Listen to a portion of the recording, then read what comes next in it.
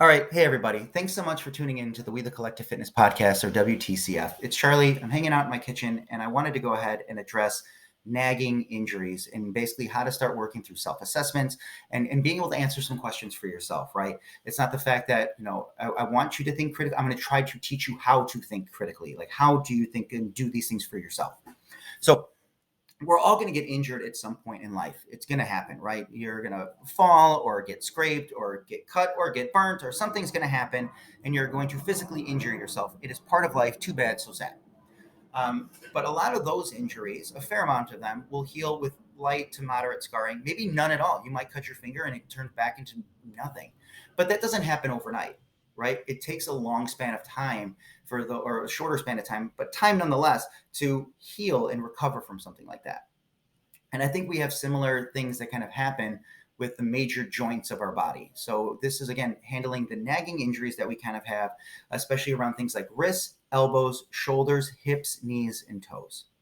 So I wanted to go through a little bit of these joint movements, get a good understanding so you can start to do self-assessments. And maybe if this is well received, I'll do a more in-depth version of it, just looking at a specific section. So when we have these nagging injuries, there's a few ways that they come up. So we have repetitive motion. So during a repetitive motion, we can start to create a little bit too much uneven tension on the muscles and the ligaments and the tendons. So we basically pull too much on one side and not enough on the other. And so we start to create an imbalance. So you ever see it where somebody's right arm looks bigger than their left arm? Joke, haha. But again, if you're a right-handed person, it's normal for your right arm to be a little bit bigger. So again, this side is going to get used more. So that's what happens, right? That side develops a little bit different. However, when we create a repetitive movement pattern where the sides aren't even, we create ourselves an environment where we start to change our posture. So case in point, we sit at our desk, not upright, and I'm guilty of it too. We sit with a slouch. We look at our phone. So we spend a lot of our time here. And by being here a whole lot more, I'm creating a lot of tension on my upper back. This is all stretching because none of this is being used. And I'm getting really tight through my shoulders and my upper chest because everything wants to sit this way. So now I don't have the same movement pattern. When it says look up, I can't look up the same way anymore, because if I continue to do the same movement patterns, your body is going to say, well, we're going to develop this way because this is what you need the body to do. So we get this part stronger. So if we don't balance ourselves out, we can start to create these imbalances. And then that imbalance can lead to additional wear and tear on parts of our body that don't pan out great. So another case in point, someone who has a bum shoulder because they've been a barber for 30 some odd years, and they sat with their arm like this, and they've been cutting here for 30 years. They've probably devised a way to sit this arm here, and it might not be the most advantageous way to keep the shoulder settled into the joint and proper alignment of all the growth of the muscles around it, right? So we start to pull on some stuff, rotator cuff issues, those kind of things start to pop up through repetitive movement. Another one could just be the fact of our bodies themselves are all built a little bit different. So case in point, I love using this example. Everyone's squat is going to look a little bit different. Some people don't have dorsiflexion in their ankles. Again, this is the ability to get your knee out over your toe or pick up your toes. That's a better way to phrase it. To be able to pick your toes up towards your shin is dorsiflexion. Well, if we don't have really good dorsiflexion of our foot, we're not going to be able to let our knee track out far enough for us to then balance with our hip coming back, to then balance with the weight on our shoulders. So we end up with this off-kiltered zigzag that's not really efficient, and we don't get into those spots because some of our mechanics were not built certain ways. And that's not to go ahead and say, well, you know what, I'm built this way, I can't squat. The idea is you need to go ahead and change and assess the movement patterns that'll go ahead and improve it. So I think those are the main things that end up happening. Like we end up with, over usage, and then we just have bad mechanics being the guiding principles on these things not panning out or creating nagging injuries. Because again, we become what we repeatedly do. So I'm going to use my shoulder as the example and kind of work through this and say, all right, I was benching for a while. I was feeling super, super strong, but I realized I was having a ton of shoulder pain, like so much so that I didn't like benching. And I could have just stopped benching altogether There's other movement patterns. And again, if you don't like benching, screw it. Who says you have to? But I like doing it, but now I started to hate it. And I'm like, well, why do I hate it? Like, well, I keep getting hurt. So I started to assess it and start to learn as many things about what are other movement mechanics around my shoulder. So as I started to learn more of the mechanics around my shoulder, I started to realize that as I would press, I would flare my elbow out really, really far. So as my elbow gets further away, this is abduction to go away, and adduction is to come in. So to add to your body and to abduct from your body. So what I was doing, I was creating this abduction, and my elbow would get further away. And as I would keep pressing, I would press this way, and I would put a ton of strain into my upper traps, a lot of tensions up by my neck.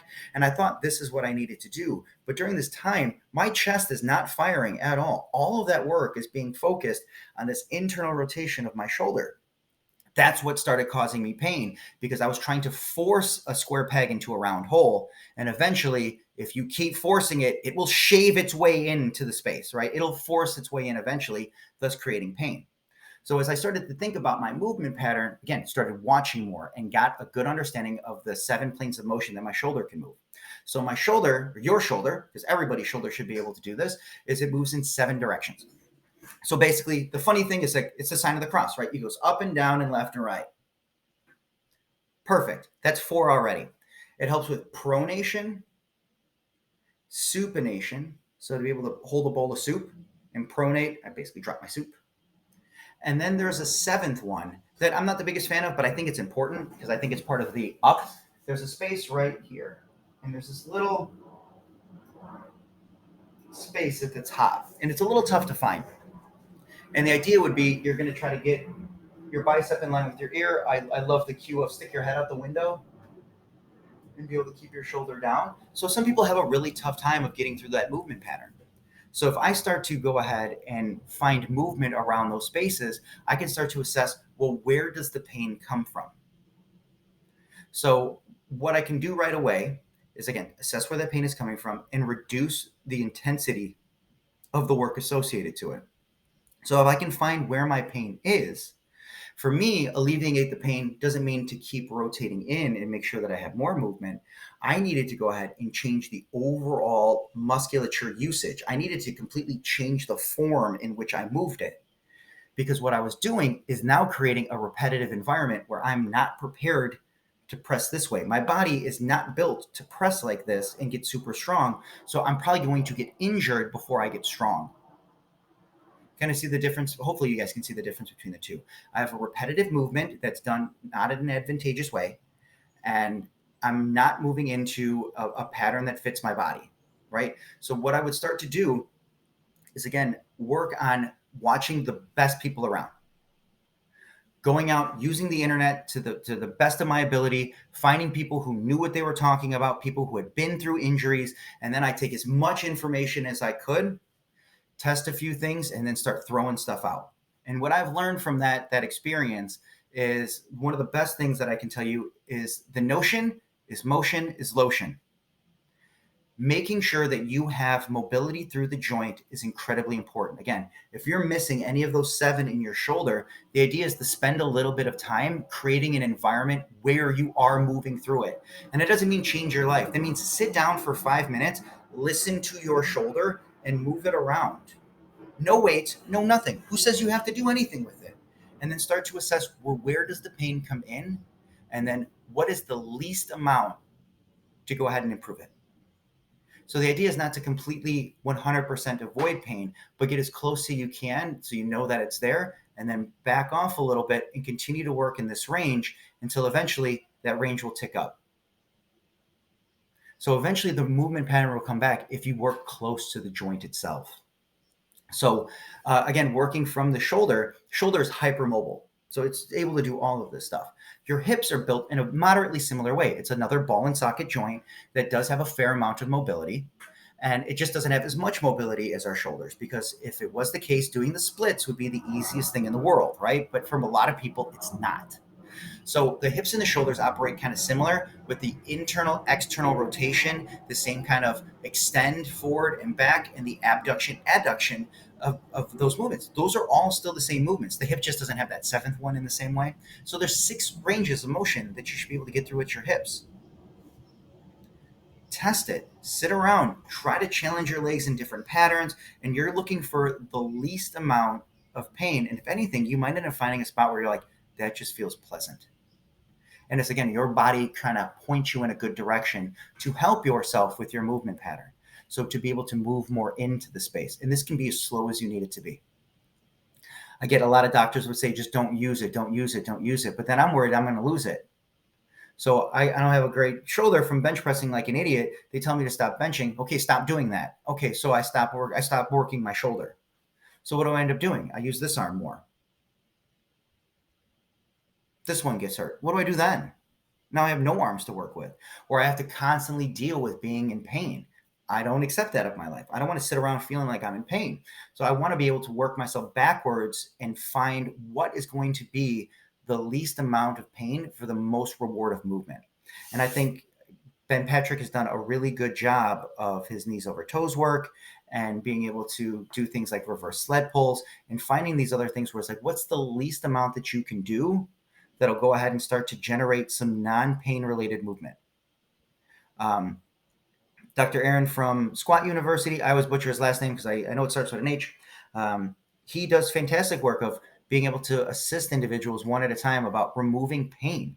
So using other sources that are out there, Knees Over Toes guy Ben Patrick, using Squat University, finding information and asking questions around, well, how do these movement patterns, are they supposed to look? And we can build a whole lot of opportunity to repair those things in ourselves. So that's what I wanted to go ahead and offer through that one. Now, the next piece is that our elbows and our knees are very similar. So in the way that they're similar, they flex and extend, and that's all they do. No elbow, no knee rotates. And if you're like, I can rotate my elbow, that's your shoulder. And if you're able to rotate at your elbow, see, even here, you're like, oh, I'm rotating this is my wrist is moving, my elbow doesn't. If your knees or elbows rotate, you're probably going to go to the hospital. It's not how they're supposed to move. And they're one of the primary drivers of pain because we're creating environments where we're trying to turn something that's not designed to turn. So people who have something like knee valgus, that's when your knees start to cave in a bit when you squat. So let's just go ahead and say like this is the angle in. So the knee starts to cave in and the knee's here. The pressure associated to the weight always goes straight down. There is no support underneath the knee as the knee caves in, right? If it caves in, there's less support for it. So now it needs to rotate its way out because there is nothing for it to push from. That's why it shows up in so many personal trainings things. It's a huge, huge issue of people just letting their knees cave in. Now, is it the end of the world? Can there be a little bit? Yeah, a little bit, again, within managed reason. But if it's significant, it can cause a ton of pain and pressure around the knee. Same kind of thing happens for like tennis elbow, being overworked or trying to create a rotation through the elbow that's not accessible. So the sooner we realize that the elbow and the knee only flex and extend, we're going to go ahead and start to find a lot more alleviation of the pain.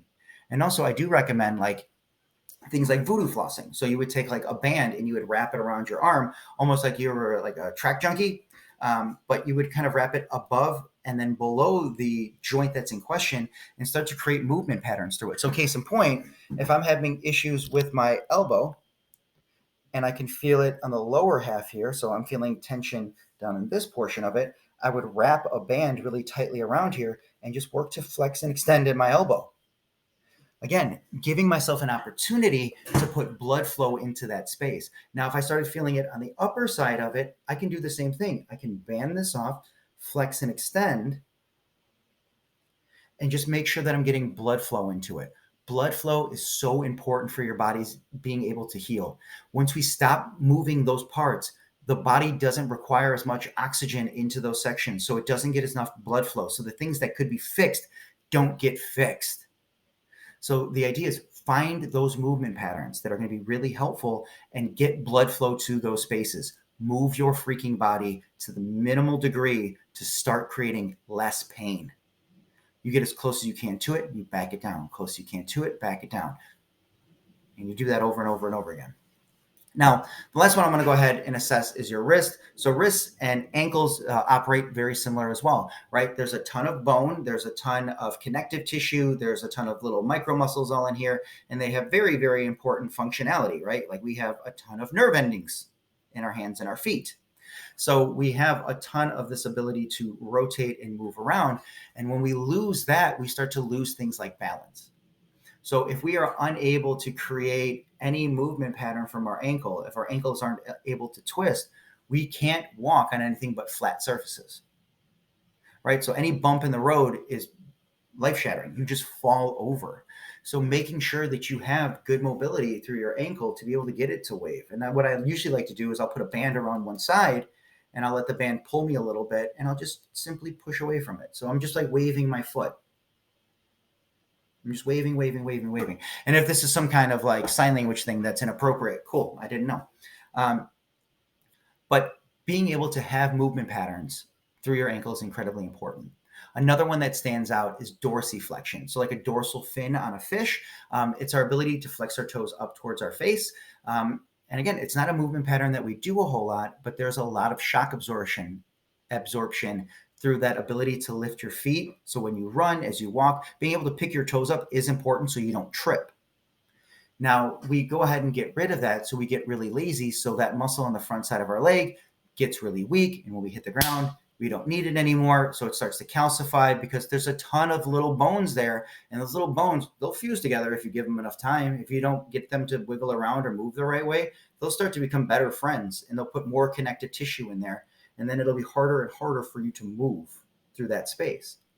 So again, finding moments where you can get like your knee out over your toe gets a great stretch for the Achilles. Again, practicing movement patterns that create blood flow into the problem area, right? So we understand, hopefully we can do this at this point. It's 17 minutes. I don't want to go on forever about this. So if we need to do more, I'll do more on another day. But it's a really simple concept of, all right, you have a deep-seated injury that's somewhere there, right? First, understand, is it a repetitive issue? Are you constantly going back to the same spot and you've created an imbalance of the muscles? So now one side pulls on the other harder and it doesn't want to stay balanced anymore, which means when it's at rest, it's going to drag something out of the joint or drag something out of its own alignment. And again, getting chiropractic work is not going to fix that. It'll pop it back in, but guess what you're going to do? You're going to rip it right back out. And the other one is finding the ability to create movement patterns that don't create pain and create blood flow. Your blood is life-saving, right? If we lose enough of it, we just die.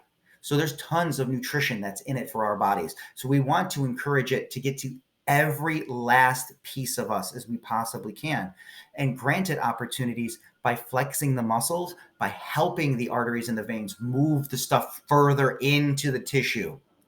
The better we go ahead and understand that and think, how should this work? How do I get blood flow? Have I done this too repeatedly? We're going to find a lot of opportunity to alleviate pain. So if you do have other questions, comments, please, by all means, start sending stuff. I don't know if comments are turned on, but I'm not hard to find. You can ask questions at We The Collective Fitness and at We The Collective Fitness on Instagram. Or also, this is going to be posted on YouTube, so you can find contact information through there. But I do think it's really important that we spend time understanding how we move, because if we don't, we're going to be in more pain, move less and move less and move less. And if Newton had a thing that was really correct, an object in motion will stay in motion.